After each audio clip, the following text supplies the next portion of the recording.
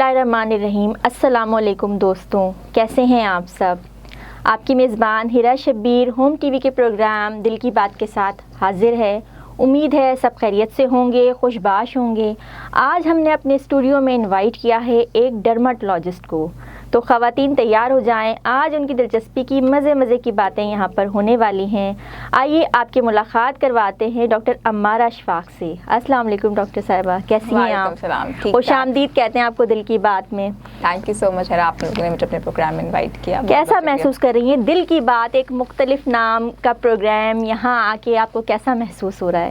Actually जो भी इंसान बात करे वो दिल से ही होनी चाहिए, असूलन तो ये है। लेकिन आजकल के ज़माने के एतबार से जो है वो हम ज़रा ऊपरी बातें ज़्यादा करते हैं, तो इसीलिए हमने अपने प्रोग्राम का नाम दिल की बात रखा है, ताकि हमारे जो भी गेस्ट आएँ वो दिल से ही बात कर सकें, और वो बातें जो उन्होंने आज तक किसी के साथ शेयर नहीं की वो उन्हें मौका मिले। Specially for your viewers.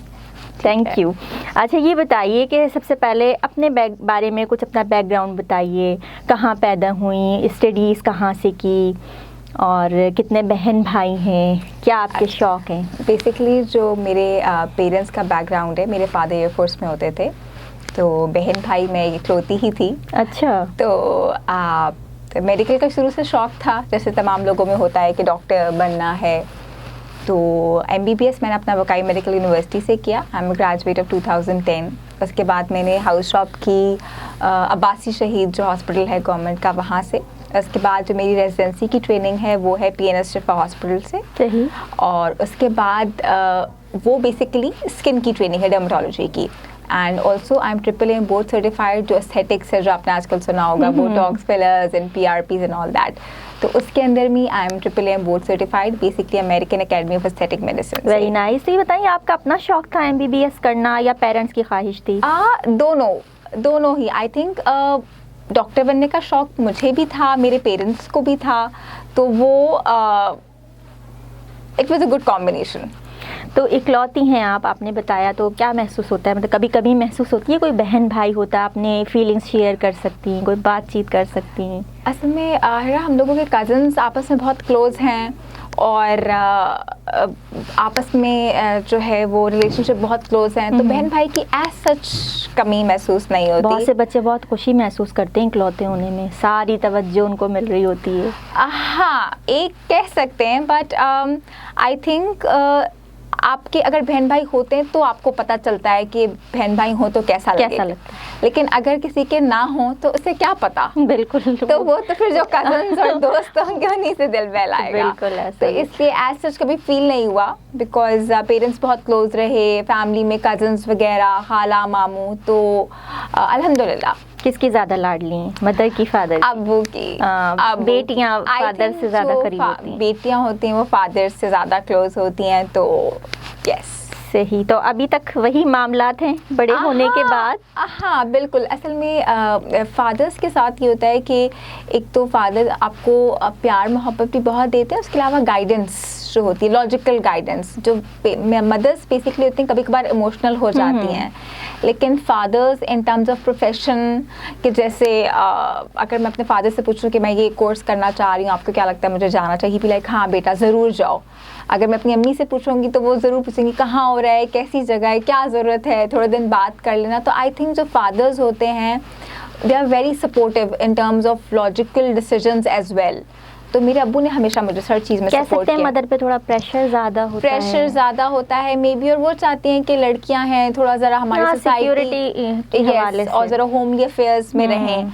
लेकिन आजकल के दौर के हिसाब से आई थिंक जहाँ जितना लड़कों को ज़रूरत थी प्रोफेशन में आगे बढ़ने की, उतना ही लड़कियों को है। बिल्कुल, आपकी बात से बिल्कुल एग्री करते हैं। अच्छा, ये बताइए कि आपने डर्मेटोलॉजिस्ट हैं आपने इसका इंतखाब किया, इसके बारे में पढ़ा, तो ये ख्याल क्यों आया? ज़्यादातर मैंने देखा है ख़वातीन गायनेकोलॉजिस्ट बनने को तरजीह देती हैं। जी बिल्कुल।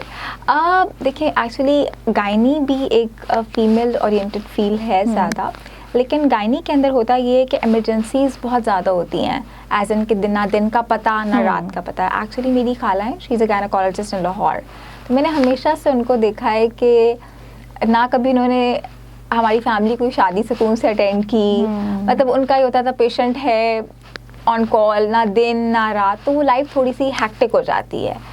और फिर ये कि मुझे जब when I was a teenager and in my 20s, तो मुझे ये शौक था कि कोई स्किन की अच्छी प्रोडक्ट्स हुई तो मैं हमेशा गौर से पढ़ती थी कि अच्छा इसमें क्या चीज़ है क्या नहीं। अगर कोई रिव्यूज़ होते थे प्रोडक्ट्स के बारे में स्किन केयर की, वो पढ़ना, अच्छा ये चीज़ ऐसे है ये ऐसे, तो एक अपना एक इंसान का इंटरेस्ट भी होता है। तो गायनी मुझे शुरू से कभी भी इतना ज़्यादा टेम्प्ट नहीं किया। सही। तो उसमें मुझे था कि स्किन एक न्यू फील्ड है, इसमें ज़रा क्योंकि गायनी तो देखें जो शुरू से चलता आ रहा है वो ऐसे ही है, लेकिन इसमें कुछ वैरायटी है। अच्छा, स्किन में आप देखें आज एक चीज़ है तो अगले महीने बाद it's completely different. And at times patients they come to me and they ask कि आपको पता है फलाना वाला लेज़र कैसे होता है या फलाना वाली पील कैसे होती है। तो वो मुझे भी पढ़ना पड़ता है बिकॉज एडवांसमेंट्स बहुत ज़्यादा हैं। सही। और शायद पहले मुझे लगता है कि हमारी मदर्स के ज़माने में या ग्रैंड मदर्स के ज़माने में इतना ज़्यादा स्किन केयर के ऊपर तवज्जो नहीं दी जाती थी। मेरा ख्याल से वहाँ मतलब जो मोस्टली जैसे मेरी नानी बताती हैं कि उन्होंने ज़िंदगी में फ़र्स्ट टाइम मेकअप अपनी शादी पे किया था। ऐसे ही होता था कि सुर्खी लगा ली थोड़ा सा, वो भी बहुत बड़ी बात होती थी। तो लेकिन अब जैसे मैं देख रही हूँ कि वर्किंग वुमेन है, कॉलेज गोइंग गर्ल्स हैं, they all want to take care of their skin because वो नहीं चाहती कि बाद में जाके वो एकदम से एजिंग की तरफ आएँ या फिर उनकी स्किन में मसले हों। तो लोग people are very conscious now, बच्चियाँ हैं, मदर्स हैं, they are very conscious. So मुझे बहुत अच्छा लगता है कि पहले हमारे यहाँ पे किसी को अगर कोई एक्नी निकलती थी या कुछ होता था तो वो एक मोहल्ले की जीपी क्लिनिक के पास जाती थी और वो कहती थी एक्ने निकली है, ज़रा दवाई लगा दें। मुल्तानी मिट्टी या फिर मुल्तानी मिट्टी, आपने सही कहा बिल्कुल, या फिर कोई देसी घरेलू टोटका कर लिया। लेकिन अब जब ऐसा कोई स्किन का प्रॉब्लम होता है तो लोग डर्मेटोलॉजिस्ट के पास ही जाते हैं। आप बिलीव करती हैं घरेलू टोटकों को? घरेलू टोटके असल में हिरा, मैं आपको पर्सनली स्पीकिंग बताऊँ, मुझे घरेलू टोटके अच्छे लगते हैं, बहुत पसंद है, लेकिन अगर वो बहुत प्योर चीज़ों से बने हों। कितने सेफ होते हैं? आई थिंक आप फॉर एग्ज़ाम्पल जैसे आपने मुल्तानी मिट्टी की बात की, तो अब देखिए आजकल मुल्तानी मिट्टी अच्छी मिलना, आजकल तो कोई भी चीज़ प्योर नहीं मिलती। This is the reason I tell my patients that please do not use घर के टोटके, क्योंकि जो इंग्रेडिएंट्स आप यूज़ कर रहे हैं वो प्योर नहीं हैं, उनमें भी मिलावट है। उनमें भी आप देखें मेहंदी पहले ज़माने में बालों में अप्लाई करते थे, बहुत सी तरह के, आई एम श्योर आपने भी सुना होगा, ऑयल्स होते थे, आलमंड का, नारियल का मिला के घरों में मतलब लोग लगाते थे। और नो डाउट आंवला, शिककर, इन चीज़ों में बहुत ज़्यादा तासीर होती थी, बाल भी अच्छे। लेकिन अब आपको नहीं देखा, जो ऑयल्स होते हैं मार्केट में वो भी कमर्शलाइज्ड होते हैं। बिल्कुल है सही, और वो असरअंदाज भी नहीं हो रहे हैं। एग्जैक्टली। तो अगर फॉर एग्जांपल ये इसी तरह है ना, जैसे आपने मार्केट से जाके एक हनी की बॉटल खरीद ली और एक आपने अपने गांव से मंगवाया, वो डिफरेंस वाली बात है। तो घरेलू रेट का अगर जो आपको बहुत प्योर इंग्रेडिएंट्स मिल जाते हैं तो यस, आप उसका अच्छा ऑयल लगा सकते हैं अपने हेयर के लिए, दैट्स वेरी गुड। लेकिन अगर आप बाज़ार की कमर्शियल चीज़ें लेंगे तो फिर वो आपका काम संवारने की बजाय बिगाड़ देंगे। तो इट्स बेटर कि आप सेफ साइड रखें। मेडिकली जो चीज़ें हैं, मेडिकल आपका जो फेस वॉश है, मेडिकेटेड फेस वॉश, सनब्लॉक्स या क्रीम्स हैं, अगर आपको स्किन का इशू हो रहा है तो आप वो इस्तेमाल करें इंस्टेड ऑफ। अच्छा, आपके जो भी पेशेंट्स हैं वो ज़्यादा स्किन पर फोकस करते हैं या हेयर्स पे तवज्जो देते हैं? स्किन और हेयर, देखिए बेसिकली जो स्किन, हेयर और नेल हैं, इट्स अ ट्रायो। और जो हमारी डर्मेटोलॉजी भी होती है उसमें स्किन, हेयर एंड नेल तीनों चीज़ें आती हैं। एंड ये कॉम्बिनेशन ऐसा है कि अगर आपकी स्किन ख़राब हो रही है तो यकीनन आपके हेयर फॉल शुरू हो जाएगा। इसी तरह नेल्स भी है, तो ये आपस में कनेक्टेड हैं।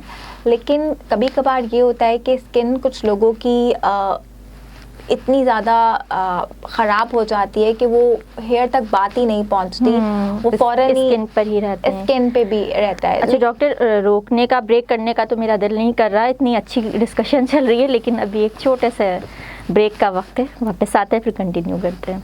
हाजिर होते हैं एक मुख्तसर से वक्फे के बाद।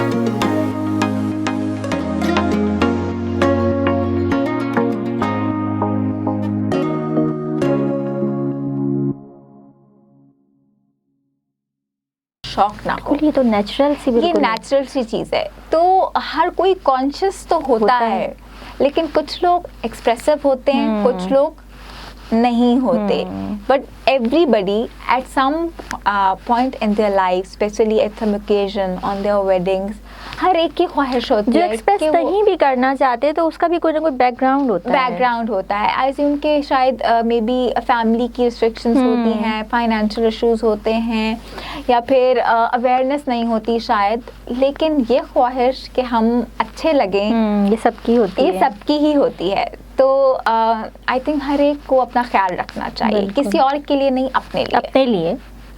अच्छा, ये बताइए कि स्किन की प्रोडक्ट्स हो गई, हेयर्स की, बहुत एक्सपेंसिव होती हैं, और आजकल जो दौर चल रहा है आपको पता ही है कितनी प्रॉब्लम्स है लोगों की, तो कैसे अफोर्ड करते हैं?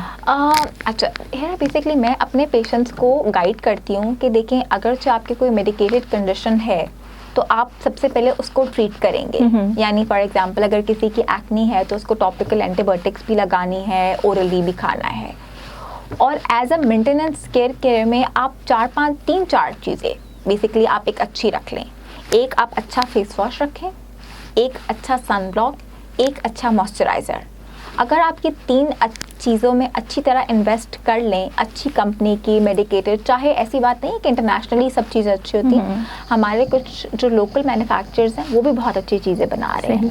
तो अगर आप ये 3 से 4 चीज़ें ले लेते हैं, आई थिंक आपके आराम से 5-6 महीने निकल जाते हैं। तो देखा जाए तो ये इतना कॉस्टली नहीं है। हाँ, लेकिन कुछ लोग होते हैं वो कहते हैं कि हमें विटामिन सी भी चाहिए, ई भी चाहिए, ये भी लगाना है, वो भी लगाना है।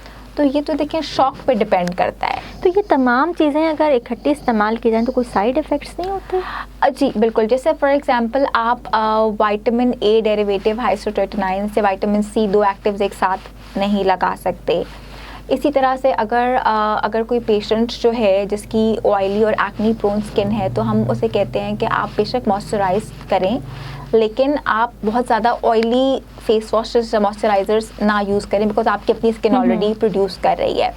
तो आपकी स्किन के मुताबिक हर चीज़ आपकी स्किन के मुताबिक होनी चाहिए। अब for example if a girl is coming to me in 18, 19, 20, तो अब मैं उसे यकीनन विटामिन सी नहीं दूंगी, क्योंकि अभी नीड नहीं है। She has a baby skin, तो उसको ज़रूरत ही नहीं है। लेकिन अगर एक कोई 30s में खातून आती हैं, इस एज ग्रुप में आती हैं 35 या 40 के उसमें, तो उनको मैं कोई एंटी एजिंग प्रोडक्ट दूंगी या विटामिन सी के लिए दूंगी।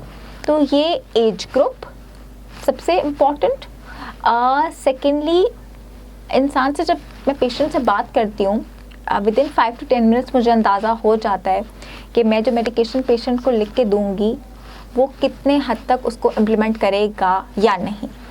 तो मोस्टली आई ट्राई कि मैं बहुत छोटी प्रिस्क्रिप्शन लिखूं उन पेशेंट्स के लिए, उन ख़वातीन के लिए जो वर्किंग होती हैं, और फिर मैं उनको उनके हिसाब से बताती हूँ कि अगर आप सुबह ऑफिस के लिए तैयार होकर जा रहे हो तो आप ये 2 चीज़ें लगा लो, अगर उसके बाद जब आप रात में घर आओगे तो आप ये लगा लो। अगर कोई हाउसवाइफ होगी तो फिर मैं से सुबह शाम रात की चीज़ दे देती हूँ। तो इट डिपेंड्स ऑन पेशेंट, मतलब पेशेंट को देख के डील कर हाँ जी। और सब चीज़ें मुंह पे एक साथ थोपना और जल्दी 2-2, 3-3 दफ़ा लगाना, इट डजंट इफेक्ट। एक आम तासुर पाया जाता है आम लोगों के दरमियान कि जितनी भी प्रोडक्ट्स होती हैं वो स्किन की हों चाहे हेयर्स की हों, बहुत एक्सपेंसिव होती हैं, उनको अफोर्ड करना मुश्किल है। तो इसमें कितनी हकीकत है? हेरा देखें, मैं आपको बताऊं, स्किन केयर अगर आप बाहर के ब्रांड्स की बात करेंगे तो शायद वो आपको एक्सपेंसिव लगे, लेकिन लोकल ब्रांड्स बिल्कुल भी एक्सपेंसिव नहीं है। और अगर मैं ये कहूँ कि लोकल ब्रांड्स अच्छे नहीं होते तो ये बहुत गलत है। लोकल ब्रांड्स भी हमारे बहुत अच्छे होते हैं। तो लेकिन क्या वजह है कि लोकल ब्रांड्स पे लोग जाना नहीं चाहते? I think it's the media power.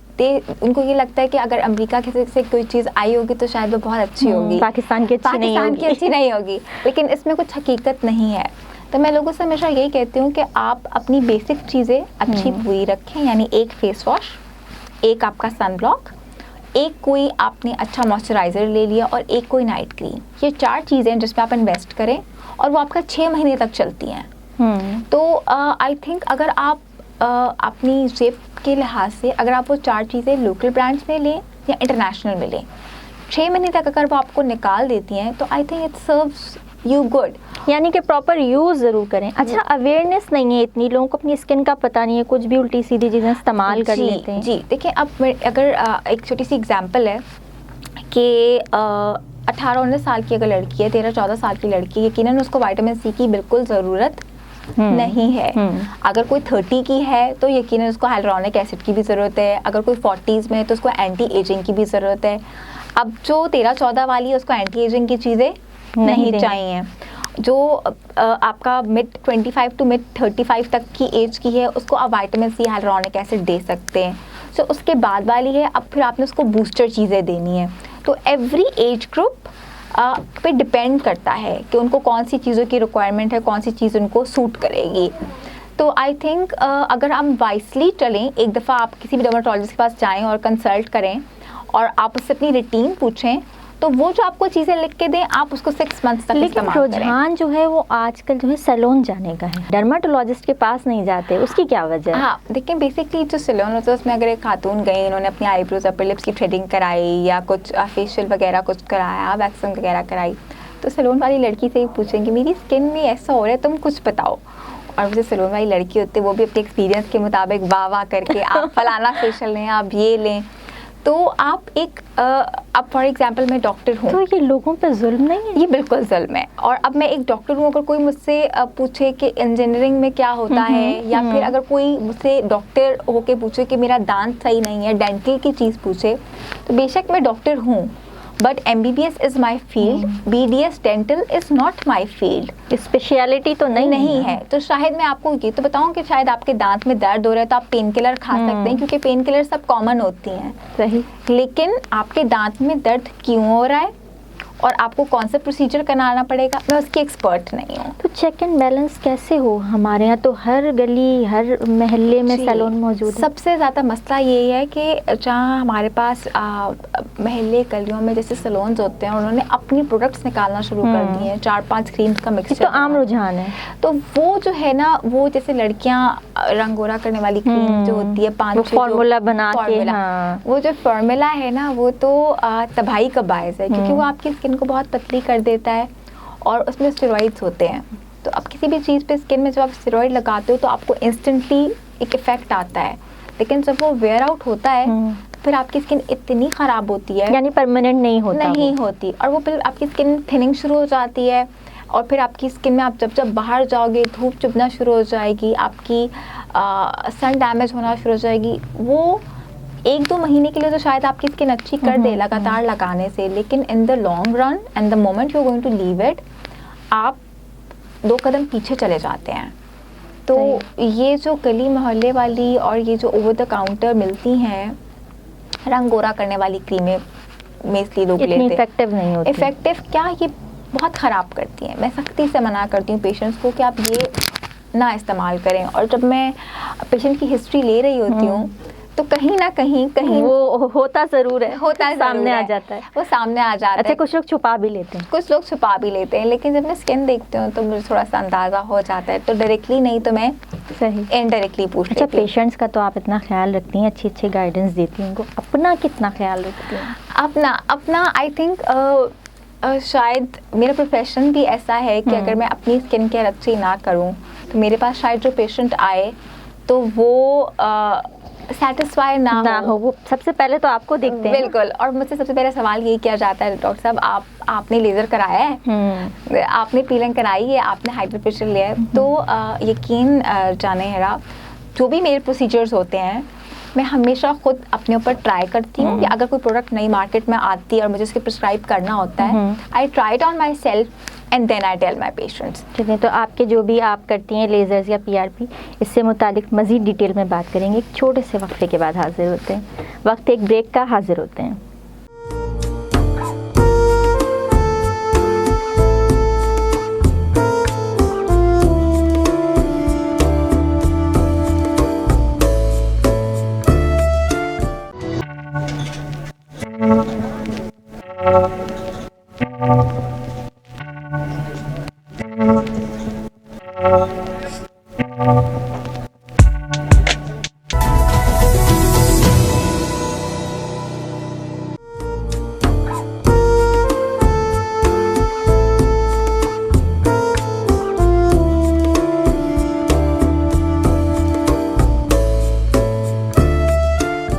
Welcome back नाजरीन। डॉक्टर अमारा अशफाक हमारे स्टूडियो में मौजूद हैं और उनसे गुफ्तगू बड़े दिलचस्प मराहिल में दाखिल हो चुकी है। मज़ीद आगे बढ़ाते हैं सिलसिला।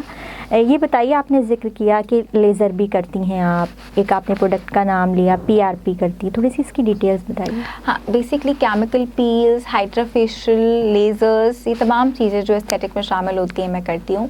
लेज़र्स मोस्टली जो मैं करती हूँ वो हेयर रिमूवल के लिए कहती हूँ, उन ख़वातीन के लिए जिनके बाल जो है बहुत थिक होते हैं, यानी मर्दाना ग्रोथ की तरीके से, तो हार्ड हो जाते हैं उनका लेज़र किसी भी वजह से, चाहे वो हार्मोनल हो, चाहे किसी प्रोडक्ट की इस्तेमाल करने की वजह से हो, तो वो जो है वो थिन आउट हो जाते हैं।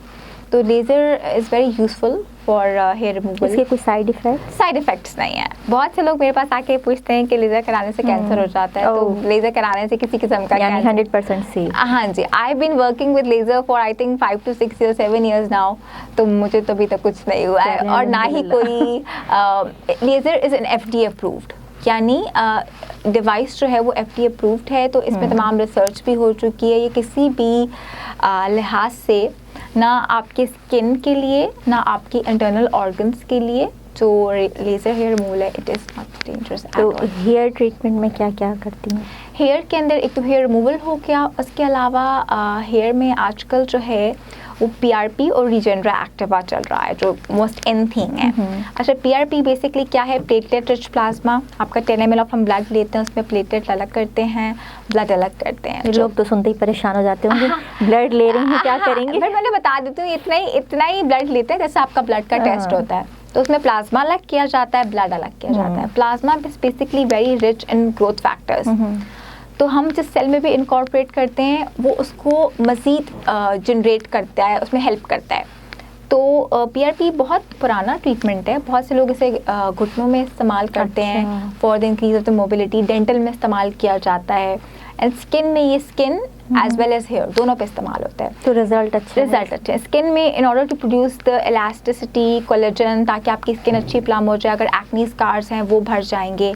एंड फॉर हेयर PRP करते हैं ताकि हेयर लॉस जो है, हेयर थिनिंग है, वो बेहतर हो जाए। अच्छा, ये फील्ड ऐसी है, आप डर्मेटोलॉजिस्ट हैं, वैसे तो ज़्यादातर गायनी में ये प्रॉब्लम मैंने देखी है, स्ट्रेस होता है और लोग प्रेशर में रहते हैं, इसमें ऐसा है? बिल्कुल, स्ट्रेस का बहुत ताल्लुक होता है। वो ख़वातीन या वो बच्चियाँ जो एक स्ट्रेसफुल लाइफ गुजार रही होती हैं, उनके मुंह पे एक्ने भी होती है, उनका हेयर फॉल भी होता है। Same is the case with आप फीमेल के चेहरे से उसकी पर्सनल लाइफ का अंदाज़ा बखूबी कर सकते हैं। अगर उसकी स्किन अच्छी है, आपको वो अच्छी नज़र आ रही है, इसका मतलब है कि she is enjoying her life. लेकिन अगर एक बेचारी आती है मेरे पास, वो एक्नी भी निकली हुई है, बाल भी ख़राब हो रहे हैं, कोई हार पता नहीं, इसका मतलब है कि उसके ऊपर घर की जिम्मेदारियाँ, हर चीज़ बहुत ज़्यादा है। तो येस, अगर कॉन्स्टेंट स्ट्रेस है, that can lead to hair loss, that can lead to acne, and that can lead to bad skin hair. अच्छा, मैं आपके हवाले से भी पूछूं, एज ए डर्मेटोलॉजिस्ट आपको कोई स्ट्रेस इस फील्ड में रहते हुए, क्या वक्त एक प्रेशर में रहती हूँ कि वो मेरा पेशेंट, वो कॉल आ जाएगी, ऐसा कुछ हो जाएगा? मुझे प्रेशर तो नहीं कह सकते, लेकिन स्ट्रेस भी नहीं शायद कह सकते, but it is not easy as it looks. Because जब लोग हमारे पास आते हैं तो उनकी एक्सपेक्टेशंस बहुत ज़्यादा होती हैं। इससे मैं कहती हूँ BDS इसको बोलते हैं, body dysmorphic syndrome. For example, a female comes to me, she says doctor हमारा मेरी स्किन का colour, complexion, uneven skin tone है, तो आप इसको सही कर दें। तो ठीक है, दैट मेक सेंस। आप उसको पीलिंग कर सकते हो, आप उसको लेज़र कर सकते हो, पिगमेंट्री लेज़र कर सकते हो, उसको अच्छी प्रोडक्ट्स बता देंगे। अच्छा, इसके बाद वो मुझे कहे कि मुझे एंटी एजिंग फील हो रही है, तो आप उसके लिए कुछ करें। तो आप उसके लिए बोटॉक्स फिलर्स कर सकते हैं, PRP कर सकते हैं। लेकिन अगर कोई ये सोचे कि मैं उसको 1 महीने में कटरीना कैफ बना दूंगी, तो वो मैंने क्विक रिजल्ट चाहते हैं लोग, आजकल थोड़ा जल्दबाज हो गए। हाँ, तो वो मेरे लिए कभी कभी बहुत अजीब सा हो जाता है कि I can make your skin look good, but I am not a plastic surgeon, neither I am a magician. और ये सोचना चाहिए कि नॉर्मल लाइफ में और एक मॉडल की जो लाइफ होती है, एक एक्टर की जो लाइफ होती है, वो बहुत फर्क है। मेरे पास कभी कभी पेशेंट्स जो है, मैं I do lip fillers as well. Lip fillers जो है मेरे पास, कभी कभी वो अनुष्का शर्मा के लिप लेके आते हैं और मुझे कहते हैं हमें ऐसे करते हैं। ओह, वो मैजिक हो गया। अब अनुष्का शर्मा की शक्ल अलग, आपकी शक्ल अलग, उसका काम अलग, कैसे मैच होगा? कैसे मैच हो सकता है? तो कभी कभी जो एक्सपेक्टेशंस जो होती है वो पेशेंट्स की बहुत ज़्यादा होती हैं। फिर ऐसे पेशेंट्स के साथ होता ये कि वो फिर कभी भी सेटिस्फाइड नहीं होते, then one thing after another, और उनको कराची के 10 डॉक्टर्स का भी पता होगा, 10 प्रोसीजर्स का भी पता होगा, हर जगह से होते हुए आएंगे, घूम फिर के आए हुए होते हैं। ऐसे लोगों को सेटिस्फाई करना या ऐसे लोगों को अपना पेशेंट बनाना या उनको ट्रीट करना थोड़ा सा स्ट्रेसफुल होता है, थोड़ा तो नहीं बल्कि काफ़ी स्ट्रेसफुल। तो आपका कोई ऐसा पेशेंट जिसने बहुत ज़्यादा तंग किया हो आपको, आप परेशान हो गई हो, कोई ऐसा एक्सपीरियंस शेयर करें? हाँ, आई रिमेम्बर मेरे पास एक पेशेंट थी, वो साहिबा दुबई से आई थी एंड आई थिंक उनका शायद डार्क से भी बहुत कॉम्प्लेक्शन उनका डार्क था काफ़ी, मतलब एज एन के वीटिश नहीं, काफ़ी डार्क था। अच्छा। तो अब मैंने उनको समझाया भी कि देखें, अगर आप फॉर एग्जांपल ग्लो ड्रिप्स होती हैं, उसमें विटामिन सी होती है, मुख्तलिफ विटामिन होते हैं, आप ग्लूटाथायोन एंटीऑक्सीडेंट्स होते हैं, वो आप लगाएंगी तो आपकी स्किन में एक रेडियंस और ग्लो तो आ जाएगा, लेकिन आपकी टोन टू टोन शायद लाइटर हो जाए, लेकिन इससे ज़्यादा लाइट नहीं होगी। तो उन्होंने कहा नहीं, मुझे करवानी है एंड मैं जो हूँ वो कोर्स लेना चाहती हूँ। I was like okay go ahead. उन्होंने कोर्स लिया। अच्छा, फिर 1 महीने बाद के मुझे तो कोई रिजल्ट नहीं फील हो रहा, फिर 1 महीने बाद फिर कह नहीं मैं और लगवाना चाहती हूँ।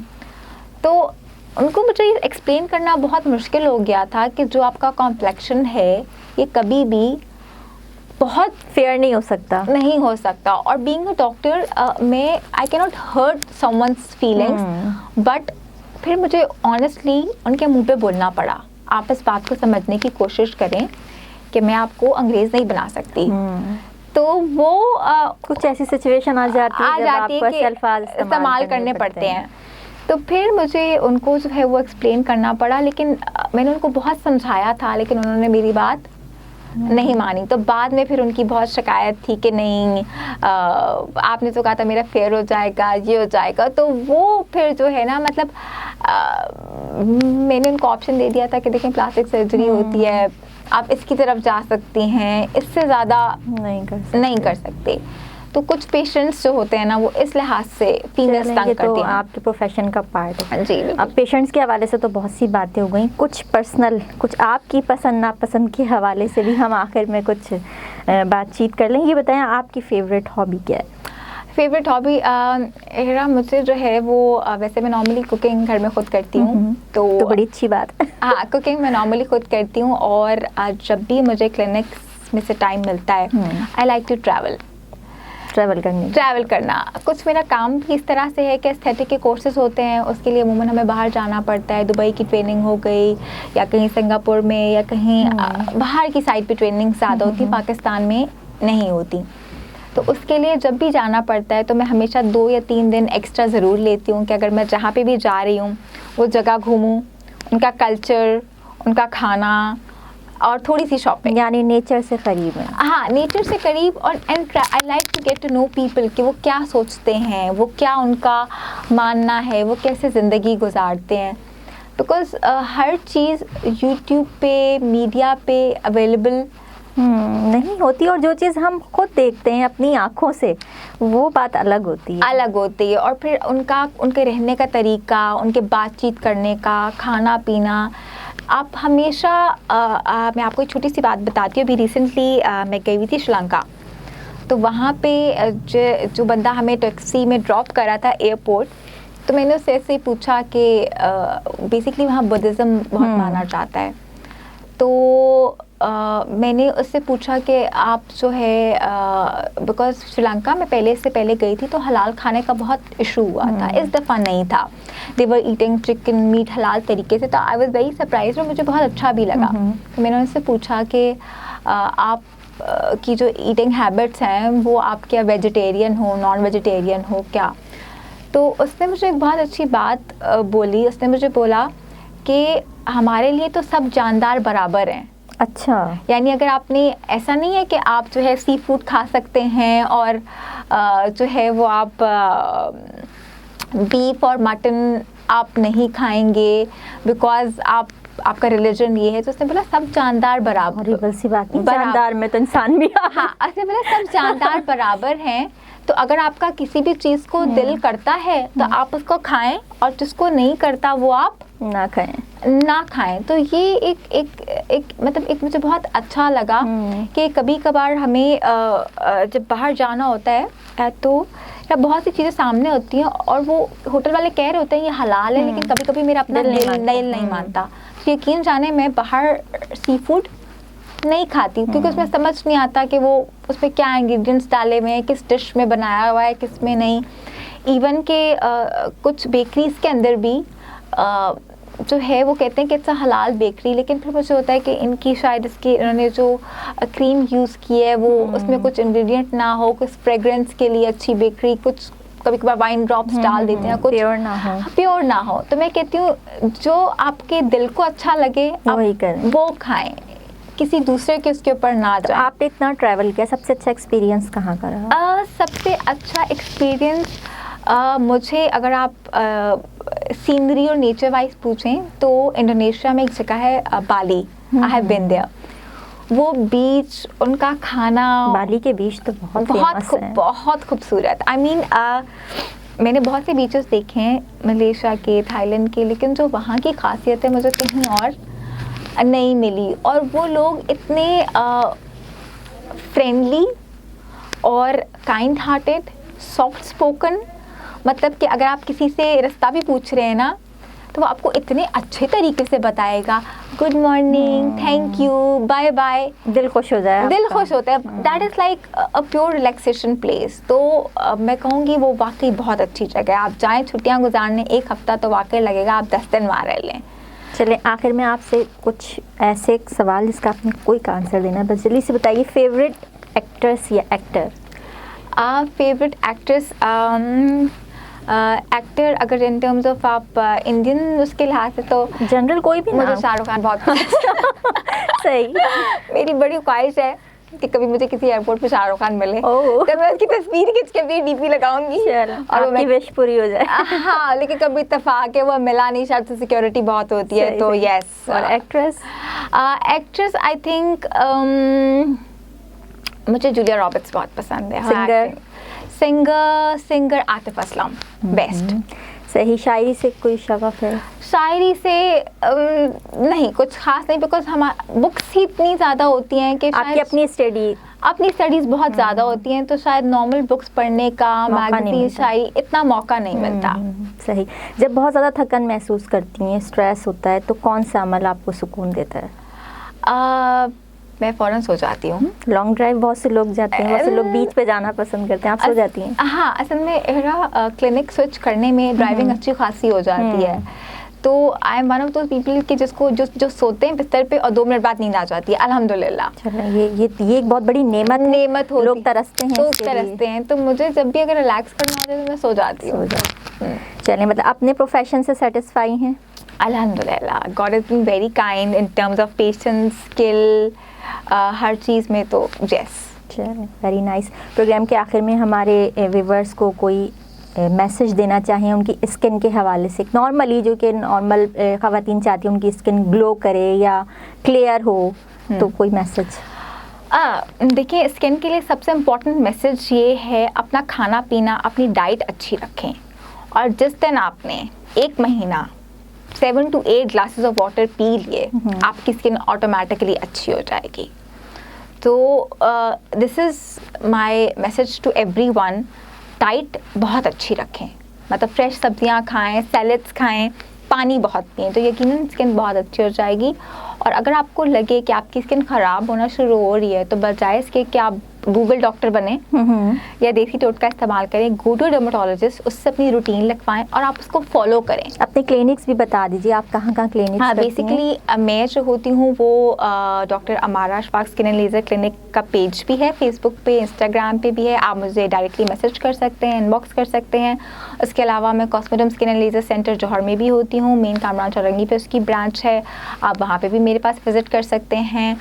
और कोई भी हवाले से, स्किन के हवाले से कोई भी गाइडेंस गाइडेंस चाहिए हो तो please inbox me. Thank you so much doctor, आपने हमारे लिए वक्त निकाला, आप आई यहाँ हमसे बातें की और बहुत कुछ हमें बताया अपनी फील्ड के बारे में। हमारे व्यूवर्स के लिए बहुत अच्छी बातें आपने की।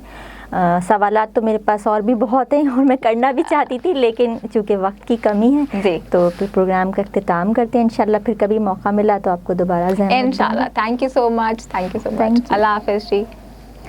जी तो नाज़रीन, आप सुन रहे थे डॉक्टर अम्मारा अशफाक की गुफ्तगू और वो बहुत मज़े की बातें हमें बता रही थी जो ख़वातीन के लिए बहुत ज़्यादा दिलचस्पी का बाइस थी।